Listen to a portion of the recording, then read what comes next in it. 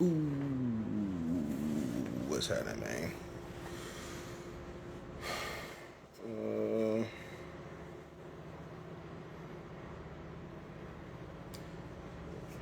Man, I've been thinking a lot today. Surprise, surprise.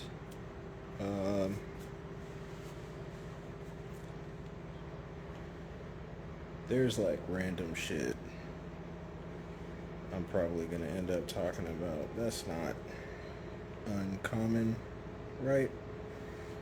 But I mean, it really is probably gonna be all over the spectrum. I don't even know if like how I'm gonna put this.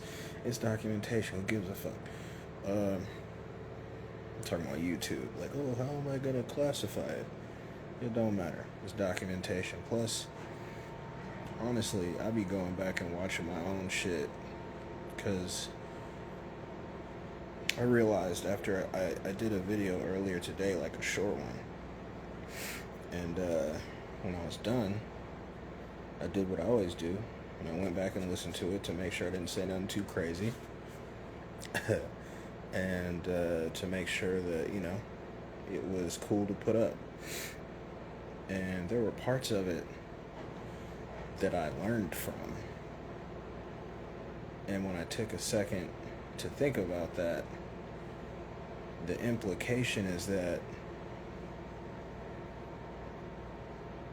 I'm saying shit that is from me, but obviously there's some like subconscious, or I don't even know how to say it or classify it, but for me to be able to go back and listen to some shit that I said and learn from it, like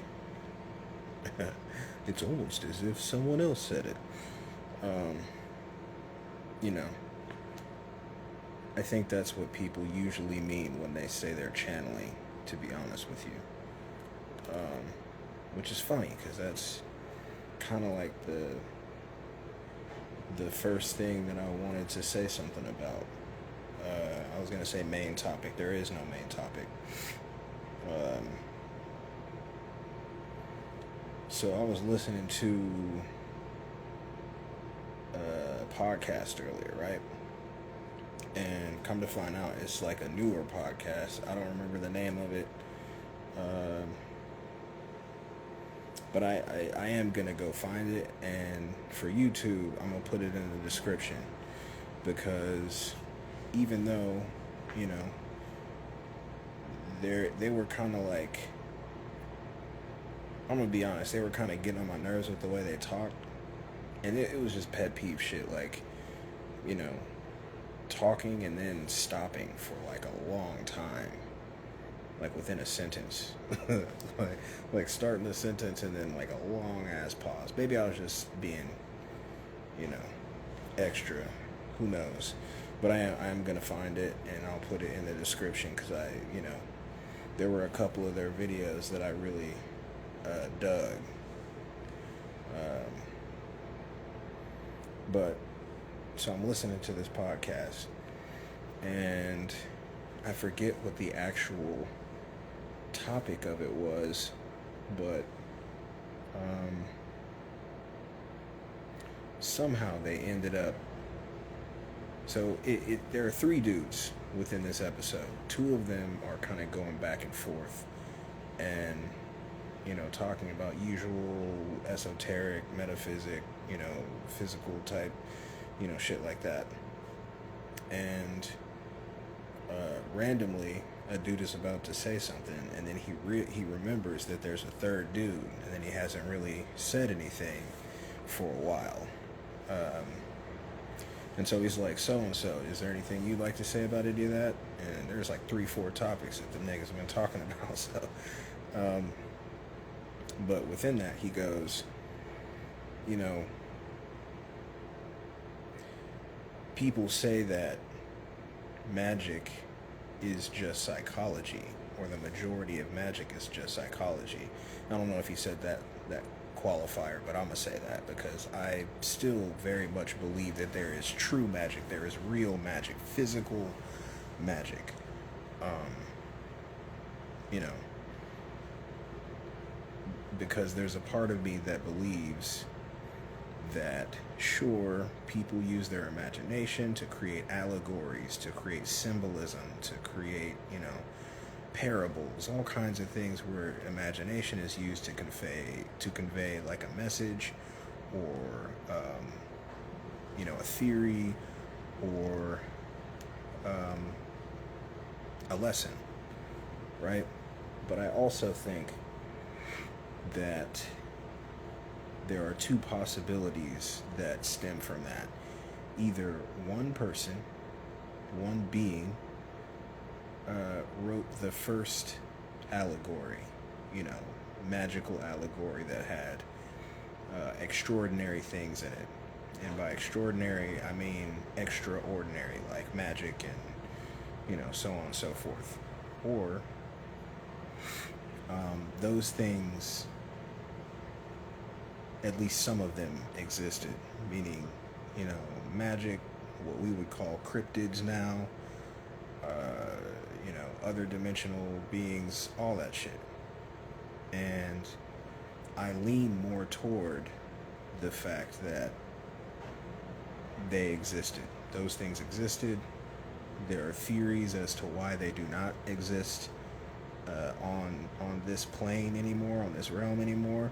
And there are also theories that are posturing, you know, predicting that those things will be returning, which I'm gonna talk about that too in a little bit. Turns out, I guess I have a bit to say. Once again, big surprise. Anyway, so dude says, you know, I'm not trying to piss anybody off or set anybody off with this. No, what he said was, I'm not trying to ruin anybody's adventure. And what he meant by that is,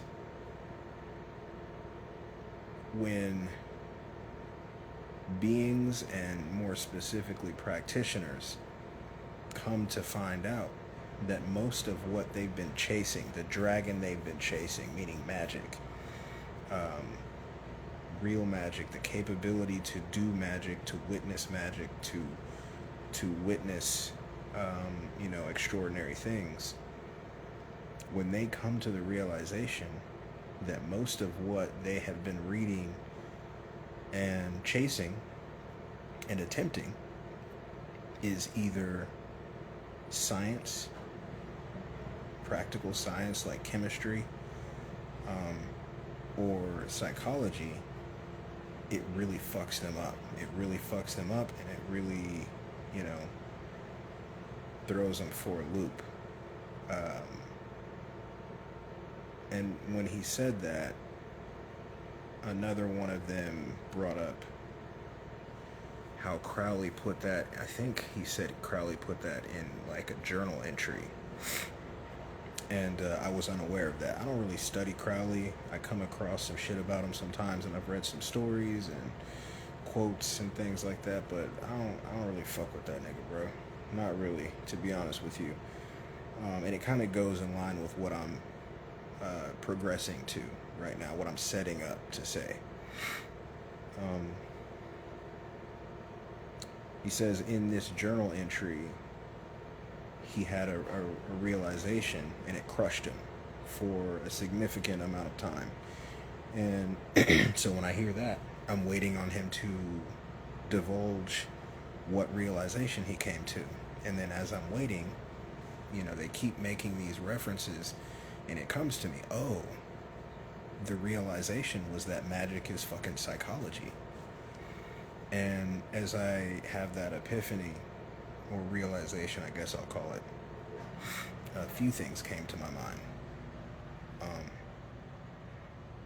The first one, I'm not going to change them for chronological purposes. The first thing that came to mind was that story.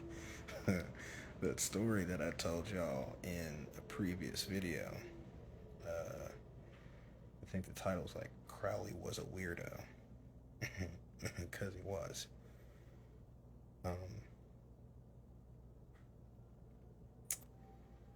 I'm not going to tell the whole story, but it's fucked up. It's a fucked up story. If you haven't watched that video, you should watch it.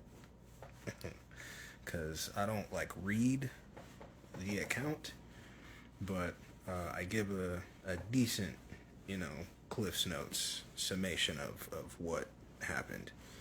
And what I thought to myself and wondered is, did Crowley do that before or after he had this realization that magic is just psychology in most senses? Because if he did that after he had that realization, I can follow in, if I put myself in his shoes, because I can't think like him. That's a fucked up mind. But if I empathize and put myself in his shoes, I can see how that realization would just kind of give him the final push over the edge. Because to me, it's not like he was, playing with a full deck before that. But what he did in that one story is so fucked up that if he had that realization before the events that happened in the desert, that makes that story so much more fucked up. So yeah, if you haven't seen that video, go watch it. Crowley is a weirdo too, though, or some shit. Random title, but Crowley is in the title of the video. And so the next thing that came to my mind was annoyance. Because, and I think I've said this before, but one of the things that kind of fucking turns me off and annoys me about that community, I'll say, not magic itself, but the community, the occult community, is that there's a level of dork to it, of fucking nerd to it, that is trying to perpetuate this mysticism knowingly. That's the part that really bothered me the most when I found out. When I figured out that most of these teachers and, whatever they want to call themselves, wizards, magicians, all that shit, they're calling themselves these things because it sounds cool and it helps to draw other people, other beings in so that they will join them. And I won't immediately attach money to it. I'll say draws them in, and so they can have a community, so they can kick it with people and do magic. And once you start down that path of thought, it really tears down a bunch of preconceived notions about magic and the practice of magic, and even in some ways spiritualism, because those lines get blurred depending on who you talk to. But to explain what I mean by that, okay, so once you have the realization that magic is majority psychology, shadow work, and psyche, right? Once you have that realization, then there are more steps that you need to take just off of logic. Just logically speaking, there are more steps that are taken. Because let's say you don't practice by yourself. You have, whatever, an order or a coven or a collective. I'm not going to say same thing because those things are not the same, but you don't practice by yourself is what I'm getting at. That implies a bunch of things.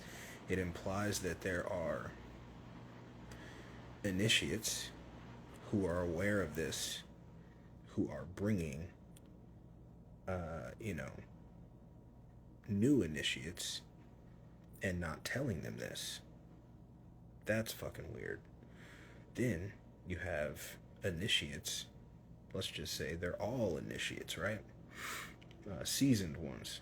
They're all, in a sense, LARPing with each other. They're live action role playing with each other. Because, for instance, let's say you get together to do a summoning, like, you know, an invocation or an evocation or some, you know, whatever, a summoning ritual with the foreknowledge that these beings that you're summoning are aspects of you. It's no longer just you using that as a vehicle to, you know, progress the process. It's you and other people, and so now you're most likely playing it up. You're playing it up when you successfully summon, you know, whoever it is you're summoning.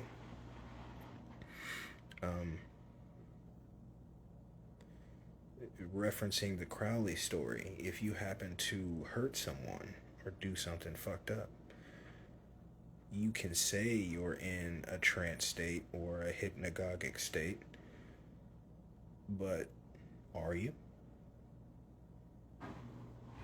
Are you?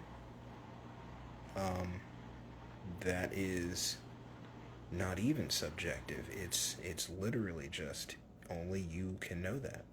Others can, you know, make guesses or have a hypothesis as to whether you're, you know, in some sort of altered state, or if you're just acting, like if you're just pretending, LARPing. And this becomes such a complex situation that it bothers me even more now. Before, what bothered me was that I was having trouble finding, you know, anyone who would speak about real magic. And it really started to get to me, and I'm like, is it because I'm not willing to start giving gurus money and shit? Or is it because it's the only thing where people are actually sticking to their convictions and not speaking about it on camera or audio? It's really hidden, like, you know, like the show on Netflix, The Magicians. Really good fucking show. If you haven't watched it, go watch that shit.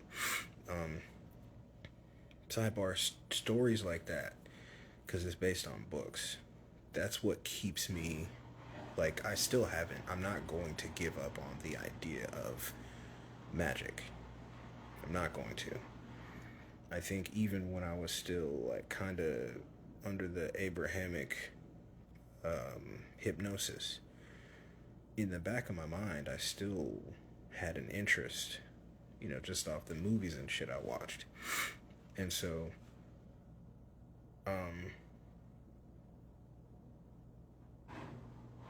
I had really gotten to a point where I was like, what do I need to do to find a teacher, a real teacher? Because I was given all kinds of people, all kinds of beings, an ear, you know, even if I thought, like, this doesn't seem like it's my wave, this doesn't seem like it's my vibration, but I'm gonna listen to them anyway. Let me check this out, see if they got anything good to say.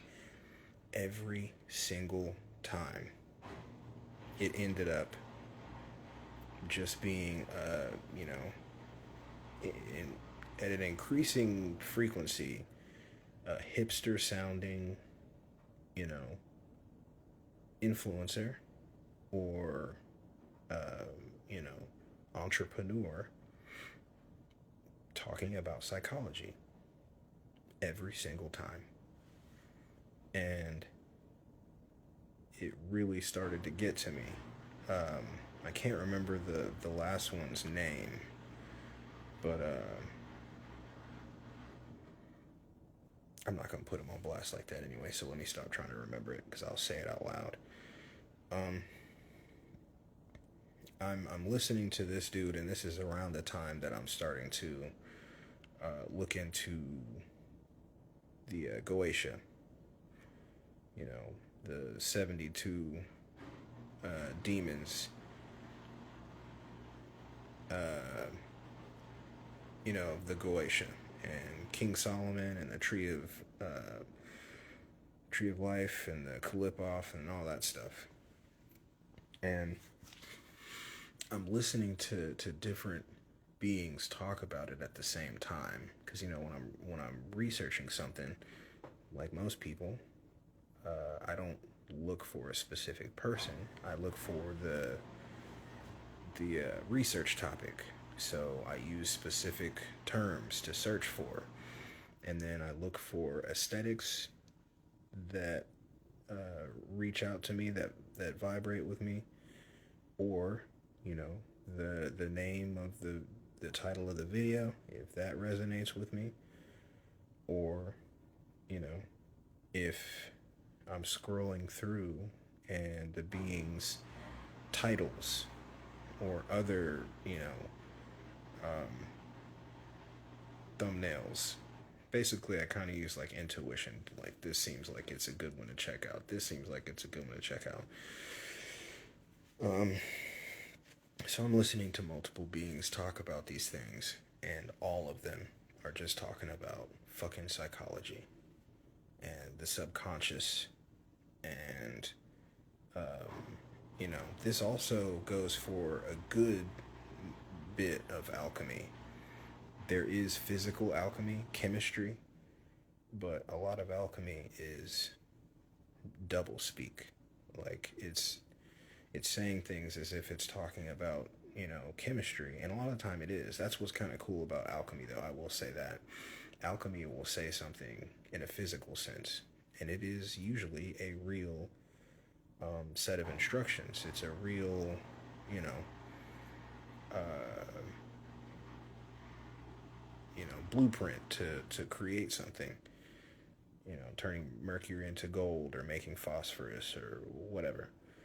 But it's also written in a way, it's composed in a way that is also talking about the subconscious or the conscious or the mind, or, you know, the travels or the body or whatever. So that is cool. I will say that.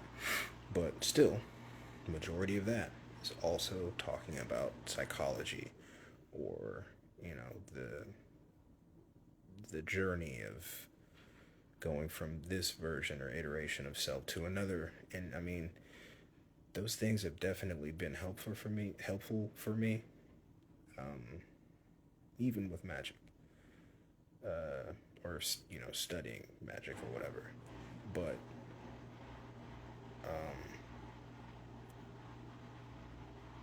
it is also not what I was searching for, and not what I have been searching for. And so, in a way,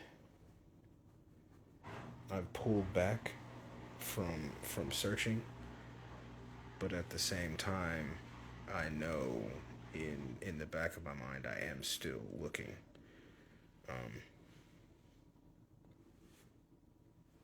I digressed really hard, but what this all started to lead me to was, you know, those steps I was taking. As I'm listening to these dudes talk, I'm thinking, you know, all this stuff about the different parts about magic that are not only deceiving, but that it's the beings involved, participating, practicing, that are doing the deceiving. It doesn't have to be the way that it is. If they all just said, hey, you know what? Let's just call these things what they are. And you do see more of that now. Not in the titles. But once you give them your ear a little bit and you start listening to their shit a little bit, Some of them kind of, reference it very quickly, which I do think is better and appreciate that. But others, you got to listen to them for a while. And assumably, usually it's the ones that are really, really fiat driven, very much currency driven, abundance, physical abundance. They take a little bit, not a little bit, they take longer to admit that they're just talking about psychology. When you hear someone talk about the Qlippoth and the tree of death and the tree of life, the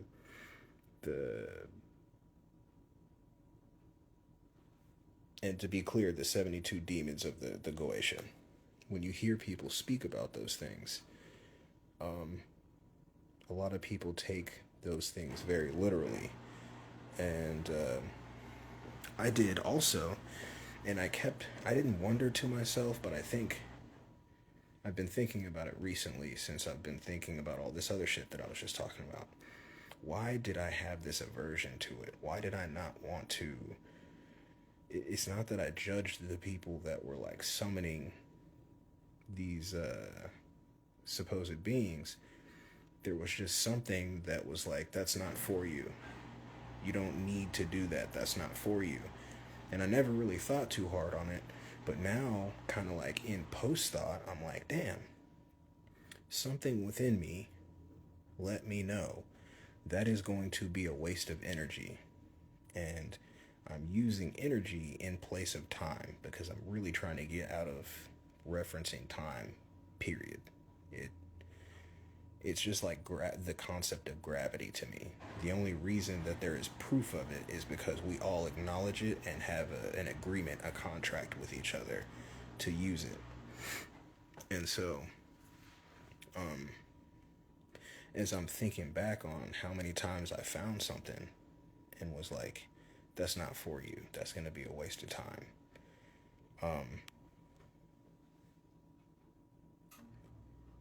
I realized, like, in whatever way, I was essentially intuitively telling myself, like, there's something about that is a waste of your energy.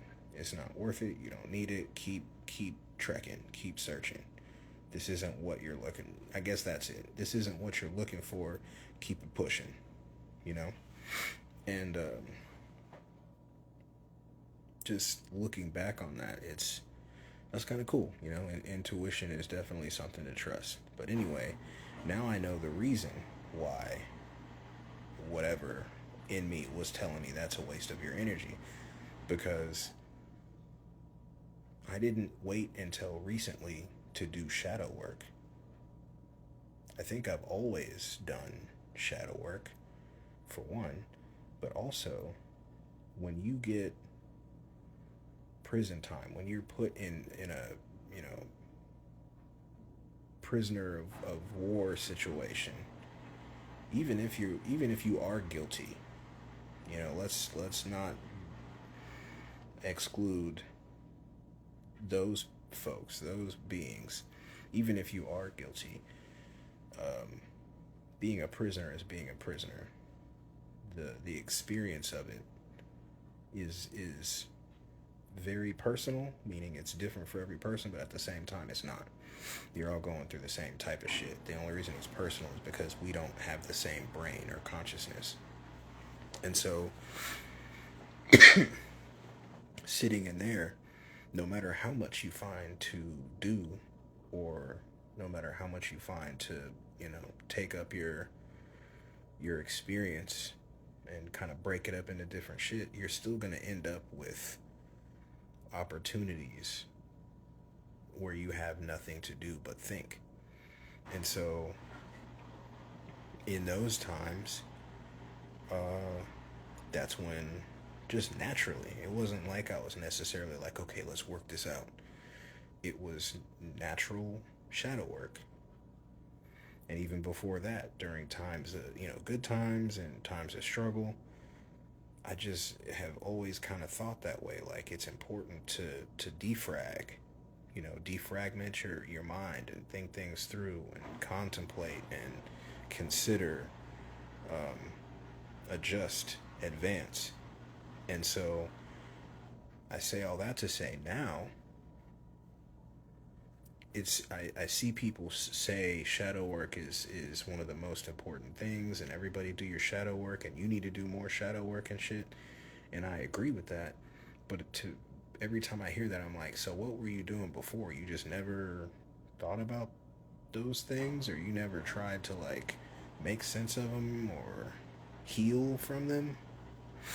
And in a way that's unfair, because there's certain shit people don't want to think about. It's that terrible, or whatever. But I also think a lot of people were just like going through the motions. Like, I don't need to give a fuck about any of that shit. And so the reason I bring that up, the reason I talk about kind of having always done shadow work, is because presently I don't have very much of that to do, because it's already done. I already did it, and it's not to say like, oh, I'm the perfect, psyche. I don't have anything that bothers me. I'm not saying any of that shit. I'm just saying the level in which a lot of people need to do shadow work, I'm not there anymore. It's like maintenance now. I guess that's the best way to say it. It's like maintenance now. It's not having to go back and do a bunch of, it's not having to go back and do a bunch of past stuff, like childhood stuff and all that. Those are things that I've already addressed with myself. And so when I see teachers and, practitioners and gurus and light workers and left hand, all those people, all those beings, with their different systems of magic, since most of them are psychology, I don't really have a use for that. Does that make sense? Like, I know that's a long way to get there, but I needed to explain it in that way, because I don't want anybody to think I'm saying that majority encompassing section of magic has no use for me. That sounds like I'm saying like, oh, I'm the shit, like I can do everything. That's not what I mean. You just need to know beforehand that I'm referencing the truth about those practices. And this is kind of why I put up a very short video previously asking two questions. One of them is inconsequential for what I'm saying right now, but the other one was, I asked the question, how is working with spirits, evocation, invocation, scrying, all that shit, how is that different from praying or shadow work? Because these are aspects of you. They're not technically physical entities. They're not separate entities. They're just fragments of you. They're sections of you. And it is, I'm not saying, again, that it's not helpful, or those aren't useful vehicles for being able to explore your subconscious and, your overall psyche. But there are some people that don't need that vehicle, if that makes sense. There are some that don't need that vehicle to get to the same place that others would get from doing a specific ritual or, summoning or spell or what have you. And speaking of spells, like if they do a spell, you are really just doing a ritual, aka a prayer, that has more attached to it than the kind of more Abrahamic close the eyes, maybe, prayer hands, maybe getting down on your knees, which rituals, those are rituals. It's just, I don't need those vehicles to access those sections of myself. And that's not to say that that makes me better or worse. It's just different, I guess, from others within these circles. And I know that there are others that share the same, disposition. They don't need that. Um, it just depends on what kind of head you have on your shoulders, I guess. But um, in thinking of all that, um, and this is within like 10 minutes, I'm just trying to explain things so I can be as clear and concise as possible, I guess. So the next step that I take is, okay, so if that's the case, and most of this is psychology, and a lot of practitioners come to this realization, and it crushes many of us, and um, really fucks your head up for whatever amount of time, because you're really like thinking that you have that association with the word magic that many times comes from childhood to begin with, like, especially when many don't actively separate the terminology magic tricks from magic, or physical magic from magic. Those are different things, and that's part of what I'm saying is, like, when people say magic and they don't qualify it, they're usually talking about psychology or, some kind of like spiritual, self reflection or self discovery. It's working on yourself, using other vehicles to work on yourself. Um, and so, with all that in mind, take for instance the Goetia, the 72 Goetia. King Solomon is the originator. King Solomon is the one that summoned these 72 Goetia, right? So if that is the case, if King Solomon is the original summoner, the originator, and you know, I'll be respectful and say, discovered, requested the names of these, supposed demons, and then we remember that these are aspects of the self, then it stands to reason that the Goetia are aspects of King Solomon. Do you get what I'm saying? Like, the 72 Goetia are not like, they don't apply to everyone. They just apply to King Solomon. And so it becomes kind of dogmatic. Not even kind of, that's just dogmatic. If you are using a system that is originated and created by another being, you're literally using the framework and archetypes of another person's psyche, of another person's mind, of another person's subconscious and consciousness. So I haven't heard anyone bring that up as a topic at all, or as a question, or as a potential like conflict of interest. That's like some heavy shit to me.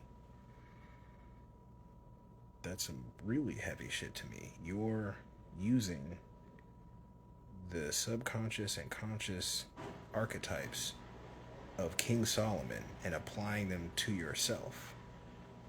That is a bunch of negative things. That's dangerous. That's, manipulation of self. It's set archetyping.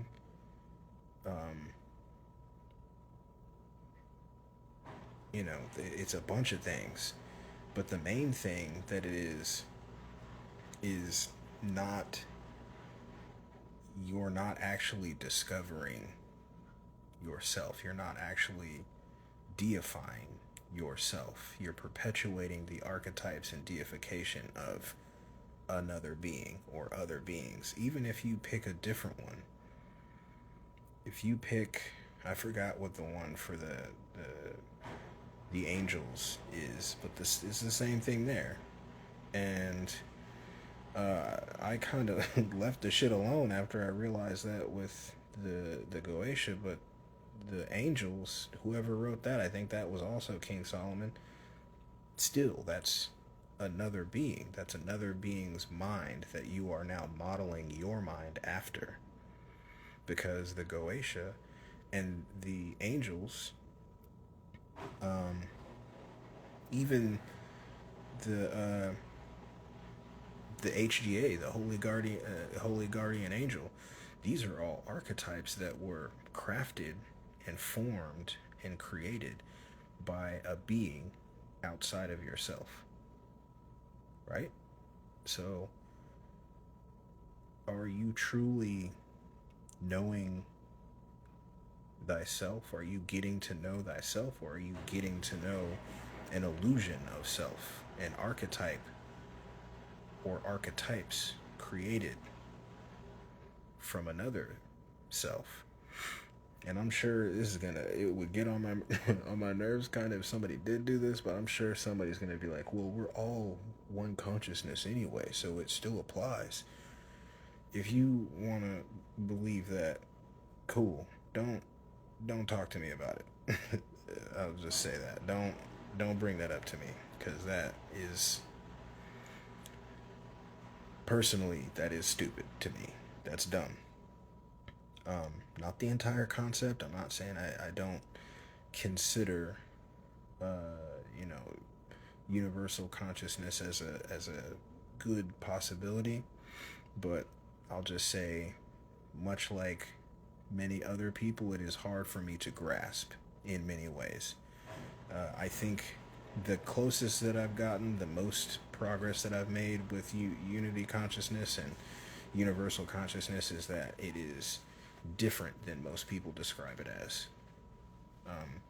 And when they talk about how the highest, level, the best thing that we can achieve is returning to unity consciousness, I don't agree. I don't agree. I don't think that that is the point of this. I don't think that that's where, I'm going. I'll speak for myself. And I think that there are other beings that would agree with me on that, but they may not even want to say it publicly, because there's a lot of judgment and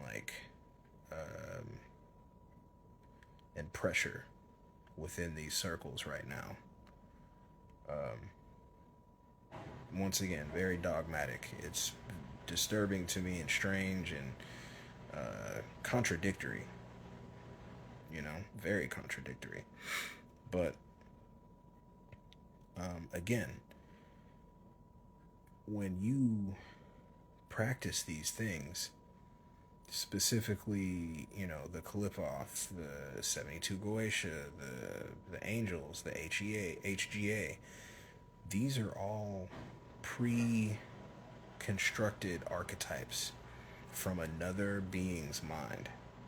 And if you're okay with that, cool. I can't tell you what to do anyway. Even if I didn't say cool, it don't matter, because you can do whatever the fuck you want to do. Obviously. Or not obviously, because I see lots of people telling each other what to do right now. I'm not going to tell you what to do. I don't give a fuck what you do. To an extent. If do no harm. Let's say it like that. Do no harm, and I don't give a fuck what you do. But to me, that is self-destructive. It's self-destructive and very strange and religiously dogmatic, and to take it a step further, it is connected to Abrahamic religion. King Solomon, he's from the Bible. You know, he is in the Bible. And the Qlippoth, just because it's not mentioned in the Bible itself doesn't mean that it's not in the universe. I'll say universe because a lot of y'all like Marvel shit like I do. So just because something isn't mentioned in one thing doesn't make it not a part of that thing.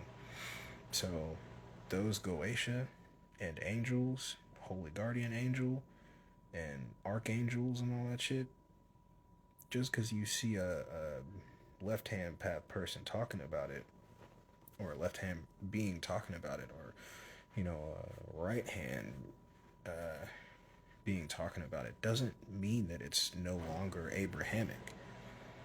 And that's a bigger issue that I've had with a lot of beings that consider themselves and posture themselves to be like teachers or workers of some kind, or readers, or excuse me, like all that shit. Once a being starts to, you know, reference the Abrahamic shit, unless they're speaking informationally, because I'm fine with that. Like, studying is very important for many reasons. But once they start referencing it as like belief and positioning it as though you need to also believe it, that is no different to me than a pastor or a priest or a preacher or a cult leader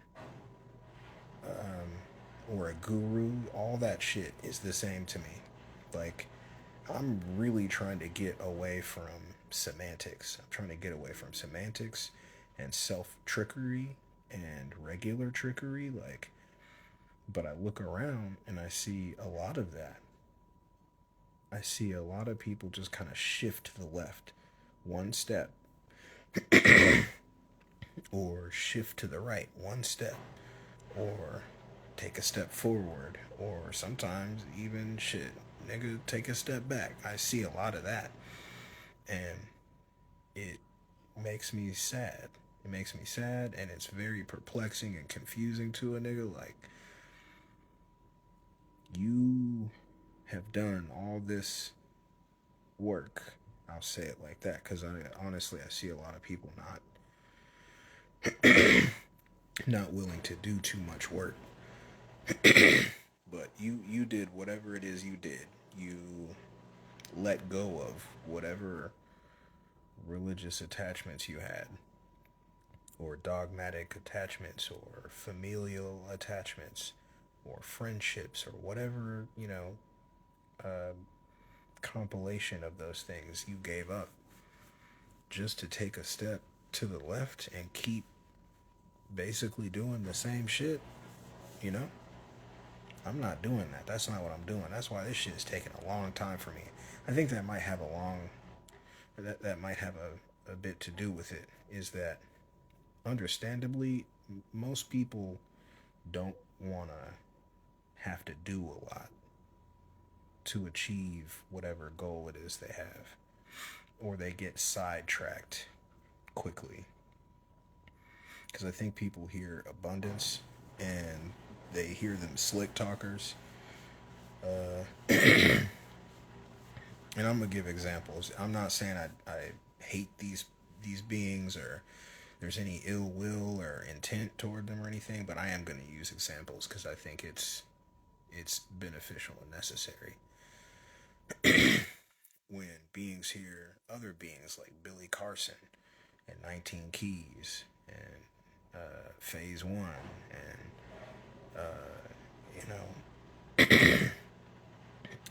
Isis Wisdom, like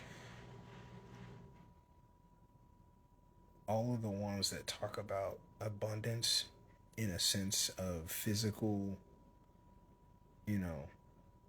physical abundance, and I won't just say fiat, because some of them are intelligent and smart enough to know that you're gonna turn some people off. You've condemned you know, the government's monetary system or the white man's monetary system.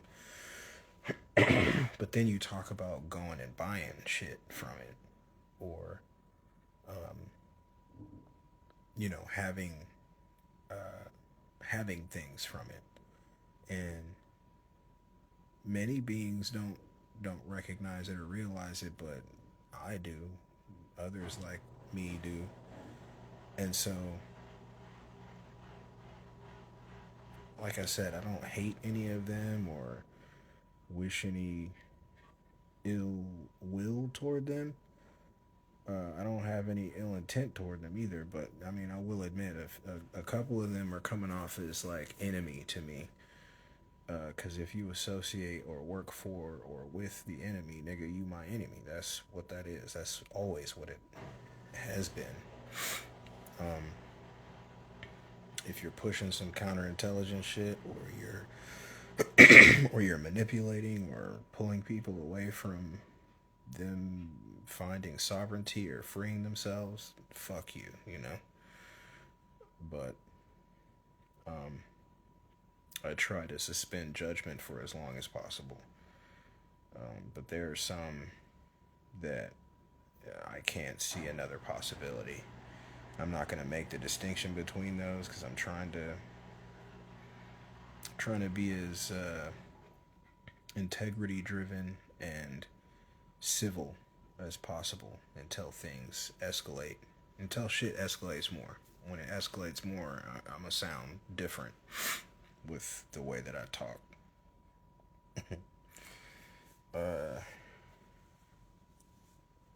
But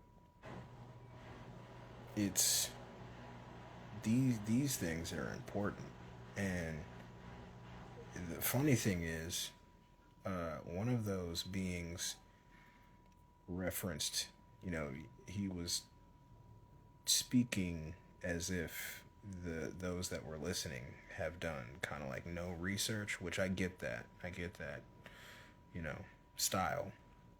Because you don't want people to wonder, because people don't want to go research, they don't want to go do work. So the more context you give them, the better, because maybe the more context you give, the more likely they are to go actually and do some research or study or something.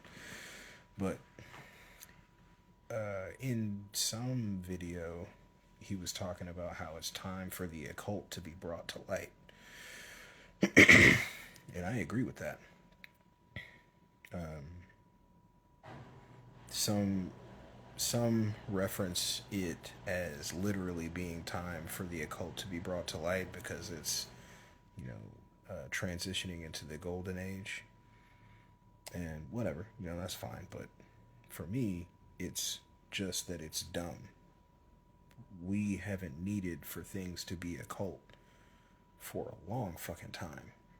Ain't nobody burning witches anymore. Nobody's burning witches. Nobody is, you know, killing for metaphysical studies or, you know, esoteric studies. And that's a part of why I get hot. That's a part of the reason why I'm kind of hot over this whole fraternal order and occult society apologist shit that's going on, because there is no reason to keep those mysteries occult.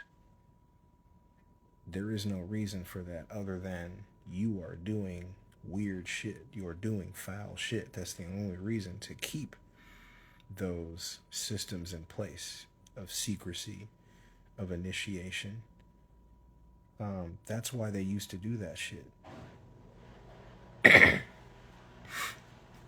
They didn't do it because it was integral to the mysteries. They did it because they needed to be sure that they could trust you.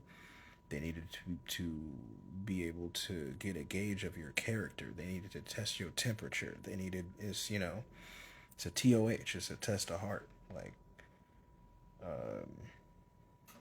it's gang shit. If you want to look at it from a different standpoint, And it's much like gang shit, it's no longer necessary in that light. Doesn't need to disappear, needs to evolve. And you could look at it as evolution. I don't believe in evolution, by the way. Never been proven. You can look at it as evolution, or you can look at it as a type of regression, because as Rod Hayes pointed out, gangs come from clans within tribes or whole tribes. You know, the pageantry, the color usage, the totems, the flags, all that shit. And by flags, that's not. I won't make that distinction because I'm trying to get away from that shit.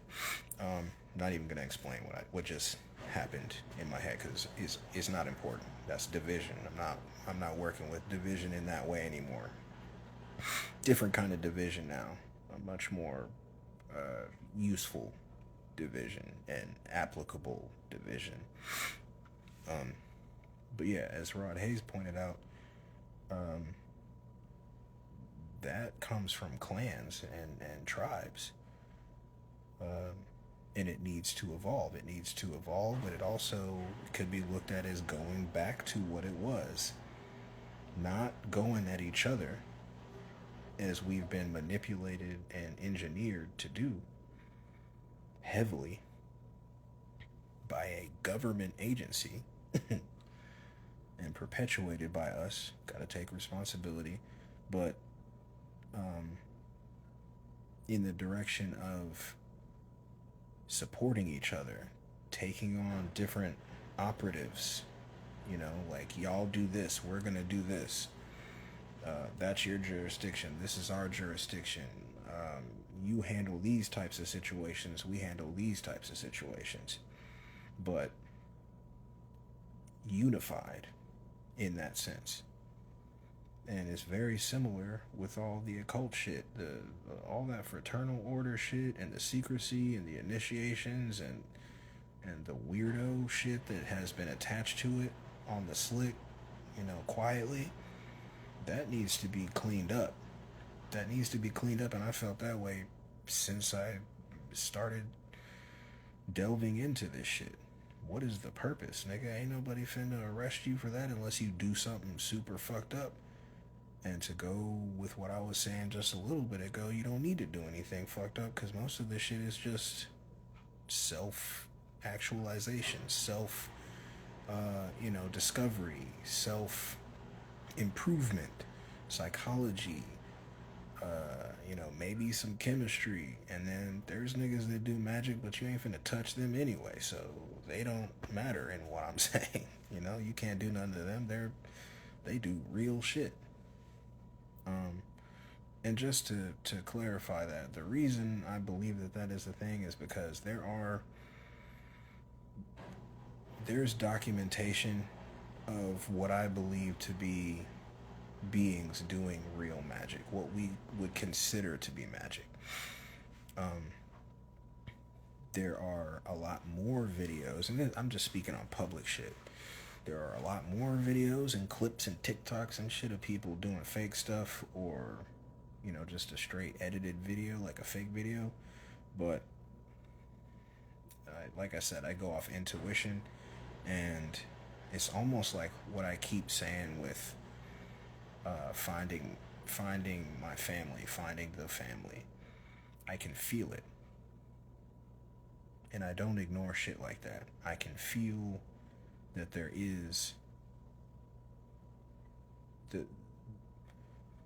isn't just the whole psychology, magic, and subconscious, alchemy and all that shit. I can feel real, true magic. And I don't just go off of feelings and intuition. Like I was just saying, there are videos that I believe to be authentic. And even without that, I've seen things and done things that I can't fully explain. And so And even though there are a lot of people that say the same, and I don't really believe most of them, some of them are telling the truth, just like I am telling the truth. So that's why I won't give that up. But in my opinion, well, maybe it doesn't start with, I was going to say it starts with, but a big part of it is all this goofy ass, fake, LARPing ass occult shit gets cleaned up. Because from my vantage point, a lot of it is just psychology and all that shit, but it's also victimization and preying on beings and taking advantage of beings and draining them of their money, draining them of their energy. Like, it's a lot of negative polarity shit.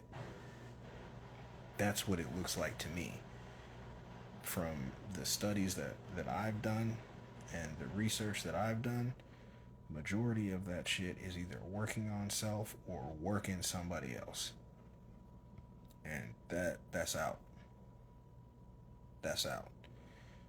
But the bigger part of that statement is that no matter what topic, or change or advancement I talk about, I can't do that shit by myself. I can just make a stance myself. So until other beings that are in these circles make these same distinctions and declarations for themselves, the shit ain't gonna change. And to be a pessimist about it, which for me is almost synonymous with realist. When I say pessimist, I'm not saying I'm a negative person. You gotta really look into what pessimist means, really. I don't see it changing anytime soon, unless people's minds just flip, all at the same time real quick. I don't see it changing anytime soon, because too many of y'all are giving these niggas money for them to keep using hyperbole and little buzzwords to confuse you, and shamelessly tell you that the ritual will work next time, or you gotta give the ritual time, or pumping your head up when you get a little tingle from doing a invocation or an evocation, so that you think that you didn't summon something, even though you just summoned a piece of yourself, a piece of your psyche. You're paying them for that, so of course they're gonna keep doing it. You're giving them what they find to be worthy of coveting. You're giving them what they covet. Fetty. You're giving them bread. You're giving them fiat currency. And until we start making real changes on some of these things, like fiat currency, like priorities, and fixing our language, our common language that we speak, and not in goofy ways, like goofy hipster ways, but really fixing it. We're using a lot of words that are keeping us dumbed way down, and we're changing ones that don't really fucking matter,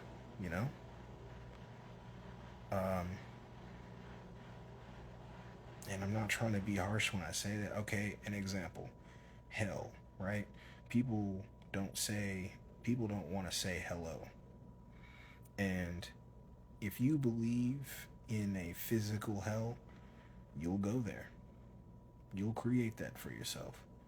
But if you come to the realization that there are two explanations or iterations of hell, three if you count what I just said, you can create that for yourself, because we are powerful in that way, in that sense. Once we find it and release it and remember it. But the other two, one explanation is that hell is the heel in your body. Hell is the lower, lower part of you, lower consciousness of you, low vibrational, whatever you want to, call it. And it's quicksand, almost, That's one version. And then another version, I might have more than two, actually. Another version is this realm. Many view this realm, Earth, to be hell. And there are religions, I'll say religious texts because I don't really like referencing or quoting religion like that, but there are religious texts that make reference to that. They talk about that. There are some interpretations of even Christianity, since I'm in America, and that's the number one. Maybe it still is. I don't know. Islam is making a push to become number one, but either way, both Abrahamic. There are interpretations of those things that state that this is that this realm, this existence is, Sheol or hell, Sheol, hell, or limbo, purgatory.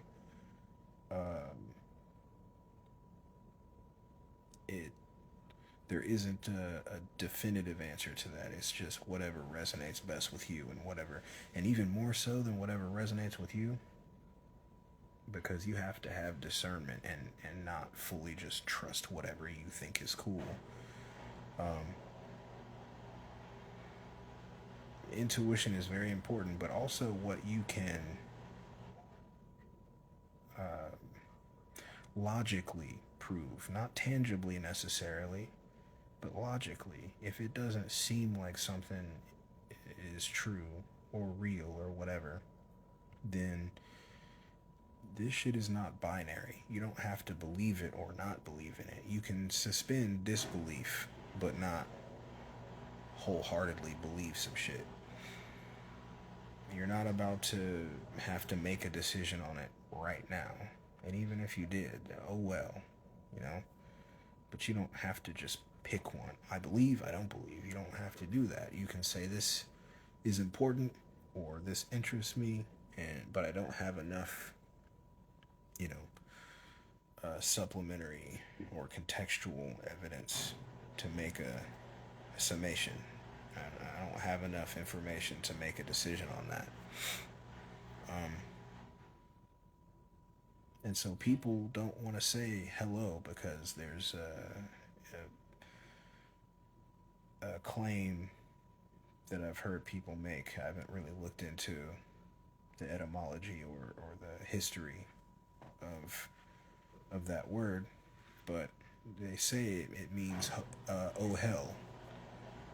Like you're shouting out hell, or you're, conjuring hell, or you're bringing hell to yourself. And while I could see that being possible, I don't know that to be true. And part of that, like I said, is because I haven't tried to study it or whatever, but I don't believe in hell like that. My version, what I think, is that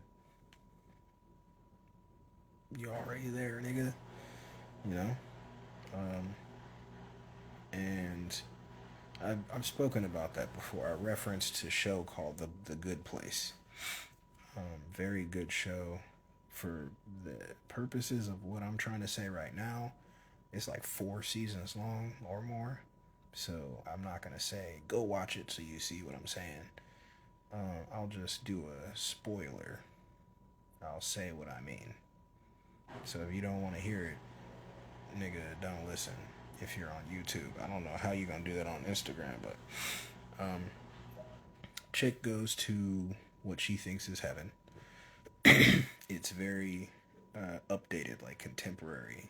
It's almost like a retreat or an Apple store or some shit. The way they talk and they use technology and all kinds of shit. But important part is that she believes, and the other beings there believe that they are in heaven. as the story progresses, you start to notice that heaven is weird, and that they keep making changes, and that things are not like awesome like you have been led to believe heaven would be. And then at some point, it comes to be that they reveal that the guy that seems to be running heaven, that isn't God, but is running heaven like a manager or something, is a demon. And he's like an architect, like a designer. And where these beings are is not heaven, it is actually a section of hell. It's an experimental section of hell where instead of just, straight torture, physical torture and mental torture, it's worse. They put you in this place where you think you are in heaven, and then they slowly turn up the bullshit on you over time. Which I won't just say sounds horrible, is horrible. That's what this seems like. This seems like to me. But everybody has their own a proclamation of what all this is. But there is text that references that idea. A lot of Gnostic and apocryphal text references that concept of being what they believed that long ago. If you want to use semantics, you could say they were talking about like simulation theory or prison planet theory. I've spoken about this before, but Yaldabaoth and that creation story and the illusion of free will, which I'm gonna make a video about soon. I definitely want to touch on that. I've listened to a couple of people talk about. One dude talked about his theory that there is no free will, and another guy talked about how there is only free will and so on, but they were both not good at really defending their positions. They were both old guys, which just kind of let me know what kind of bullshit passed back in the day. These are both well respected, well compensated. I think they are both doctors, so that's lame. You make it and then you fake it, or fake it till you make it and keep faking it, whatever the fuck they were doing, because they started off strong, or at least one guy did. Sapolsky started off strong. He's the one that believes that there is no free will, but they're both absolutists. And so one guy believes that they basically are doing the binary thing. They don't believe that there is any room in the middle for there to be a different interpretation that kind of includes both, which, to make it short, I believe it's illusory free will. I think that you have the illusion of free will, but you don't actually have what I would consider free will. If you can make choices, but they're restricted to specific circumstances or subsets, that's not free will. Those are choices, and the two shouldn't be conflated. They shouldn't be confused for one another, or just mashed together like they're the same thing. That doesn't need to be true.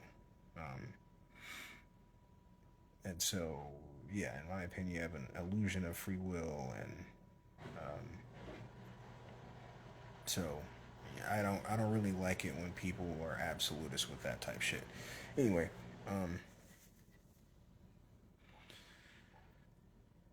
so all this came from listening to this podcast. All these, kind of epiphanies and thoughts and positions, and I kind of like once again thought to myself, like, damn, I didn't think that I would, but I'm really making headway on a personal theory, like a position to all of this shit. And I don't, I'm not a religious or dogmatic, you know, uh, minded person. So I'm not going to name it and then make it into something that I tell other people. You know, like Neogenians and these newer creations. I'm not saying that I dislike or have some kind of beef with them or anything, but I just don't. I'm not doing that because it can become a cult very quick, and you don't have to intend on it becoming that.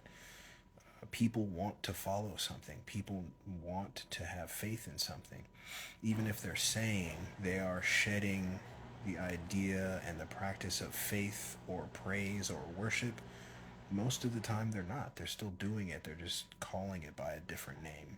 And so, even with this, even with me saying I don't want to start any kind of like religion or group or any of that stuff, I can't control if other beings decide to follow like that.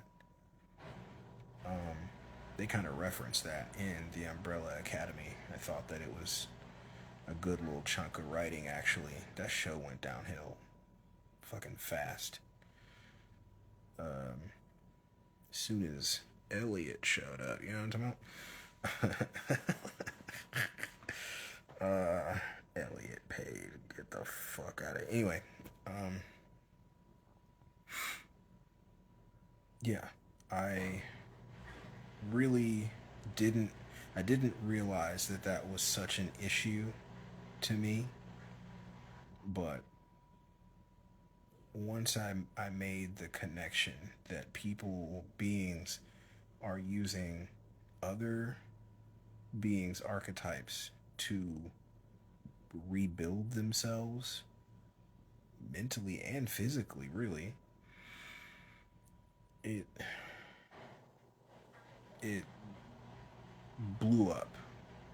It just reached such a huge weight so quickly because it affects so many things and it does so many things that I just couldn't